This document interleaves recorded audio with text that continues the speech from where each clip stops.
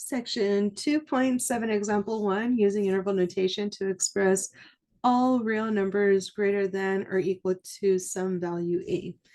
Use interval notation to indicate all real numbers greater than or equal to -2. So let's start off with seeing it visually on a number line. Hopefully that helps us identify what values we want to throw into our interval notation. So -2. So use interval notation to indicate all real numbers greater than or equal to -2. So greater than or equal to are going to be numbers bigger than -2. So I'm going to identify those as numbers that go in this direction on to infinity. And let's see. Next thing, we have to identify whether or not we're using brackets or parentheses, and that all comes from whether or not we use our endpoint as an actual value. So are we looking at -2 to be included in this set, or are we looking at only numbers directly greater than -2?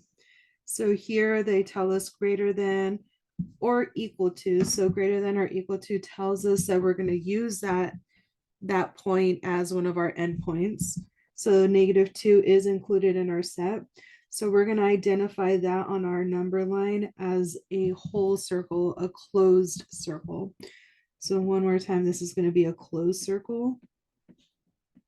So closed circle versus an open circle if we're not including that endpoint. So -2 all the way to infinity. From here, we're always going to read numbers from left to right. So we could start a little swoop just to see where we start.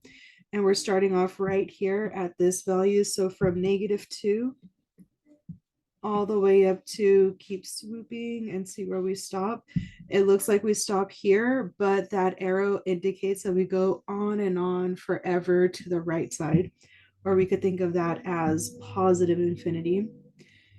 Around the -2, we are including that point, and the way we identify that in interval notation is with the bracket.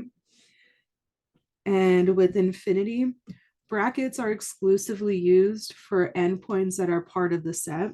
So we don't ever stop when we talk about infinity. We're always looking at the numbers going on forever.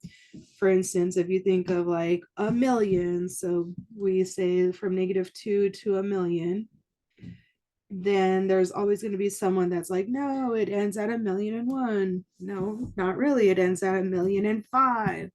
They keep going on forever is what I'm trying to say. So with that, it doesn't stop at a specific point.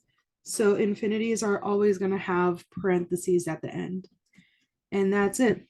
All numbers greater than or equal to -2 are represented by this inequality or this solution set in interval notation. If you have any questions, please feel free to ask. Otherwise, bye.